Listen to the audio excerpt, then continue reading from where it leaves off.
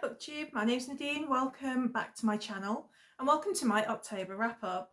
So I'm doing it in a different room today because every time I've tried to film this so far, my dogs have been very annoying and woofy and generally, you know, just I think they want to be famous or something and they just want to get on the videos. But yeah, so I'm going to try and film in here so then they can just sleep by my feet and hopefully there's no distractions.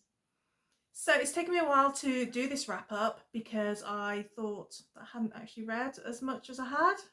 It wasn't until I actually sat down today with like the books that I've read and the list of the digital stuff that I've read that I realised, wow, I actually did manage to get through quite a few books in October, which is cool. So first off then, I will go through the digital books I read. This first one, I can't remember if I've mentioned it in a previous video because I finished this right at the very start of October. So apologies if I've already spoken about this one, but it was Renewed for Murder by Victoria Gilbert, and it's a Blue Ridge Library mystery. It's number 6.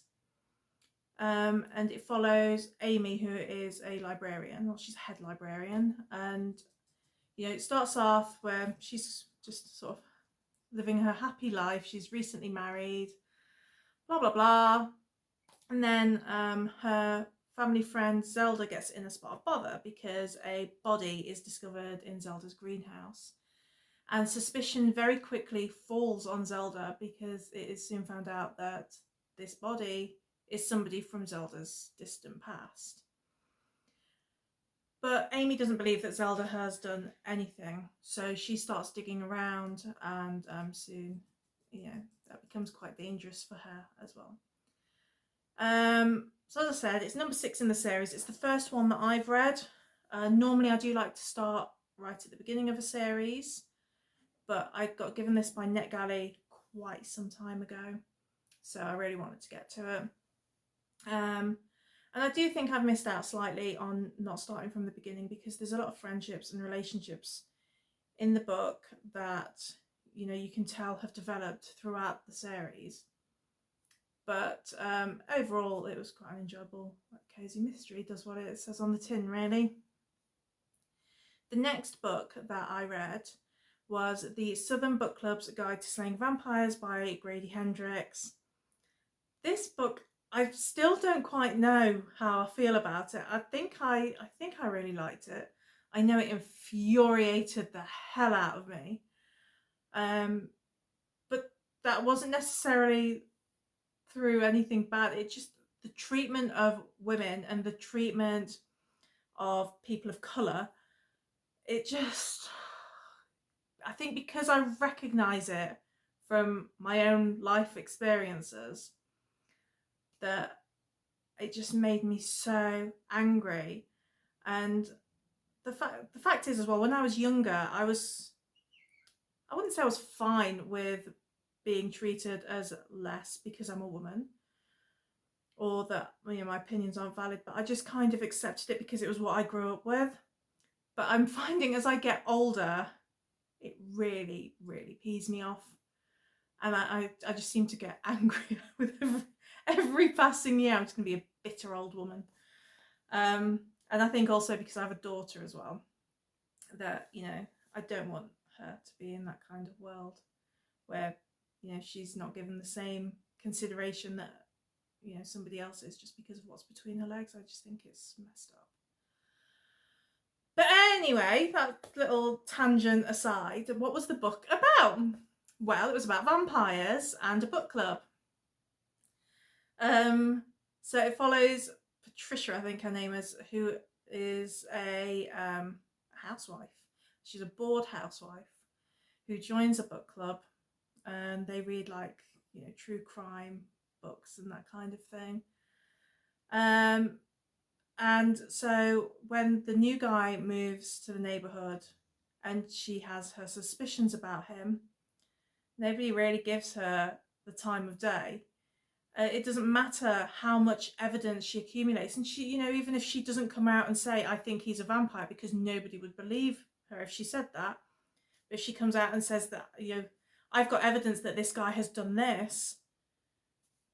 Nobody gives her any time to, to go through all of that. And yeah, it was a good book. It was enjoyable. I think it's not my favourite, but I enjoyed it. And next I read Mrs. England by Stacey Halls. So I read this because I've had it for a while, and it kept coming up on spooky autumn read lists. And so I was expecting a spooky autumn read, to be quite honest, and that's not what I got. It was well written, but it's if you like me are going into it thinking you're gonna have like a supernatural story, you're not. So it follows a children's nurse called Ruby. It's in Victorian Yorkshire. She's sent to go and work in this mansion, this like mill owner's house, to look after his children. But everything's not hunky dory. His wife is odd. She has a lot of odd behaviour, and he has to lock her in her room for her own safety and all that kind of thing. And Ruby kind of falls under his sway a little. I'm not quite sure how I would class this book. It's like, if you're wanting gothic feels, then it's got it. It's set in the Yorkshire countryside, big mansion, Victorian times. So it does feel kind of gothic, but it wasn't.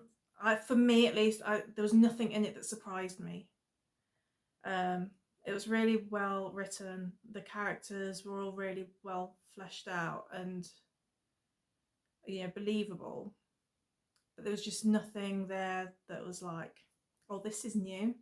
There's nothing that surprised me. I knew exactly what was going on. So yeah, bit disappointed in that one, but I wouldn't let it put you off reading it if it's something you're interested in. And then onto my physicals. So let's do this one first. So I finished this Walking Dead book 8.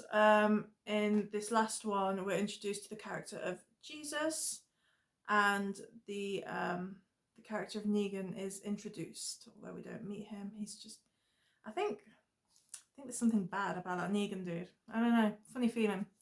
So yeah, that was enjoyable. And then another short story. There's a few short stories in October. The Statement of Randolph Carter from the Randolph Carter Tales by H.P. Lovecraft. Yeah, just general H.P. Lovecraft madness there. And I started Selected Poems by the Brontes. I read one, so that wasn't so successful. So yeah, I read a poem by Charlotte Bronte, which was Lines on Seeing the Portrait of, painted by Delisle. And I honestly cannot remember it. I'm not the biggest poetry lover, I have to be honest. I hope that I'm going to love this because I love the Brontes novels. So I'm really hoping that I'm going to just, get immersed in it and really love it. But yeah, not a great start on that one. This, however, was different. So I started Late Victorian Gothic Tales, and I read the first one by Vernon Lee, which was called Dionea. And this was about this girl who was discovered as a child. I think she was like washed up on the beach, and she was put into like a convent school, but people just can't take to her, and it just follows her growing up.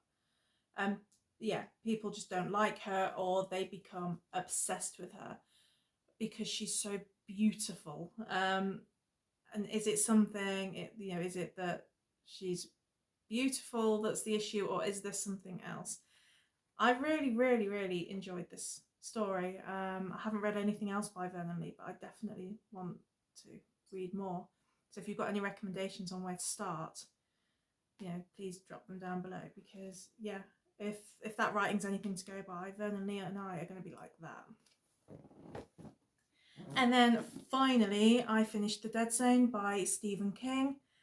This is about a guy called John Smith who has he has an accident and is in a coma for many years. And when he wakes up, he can see things. He gets premonitions. And so, you know, you kind of see how he's outcast because of that, and how life has moved on whilst he's been in a coma, and how that affects him. And then he discovers that there's something big going on, and he has to stop it. So yeah, Stephen King, The Dead Zone.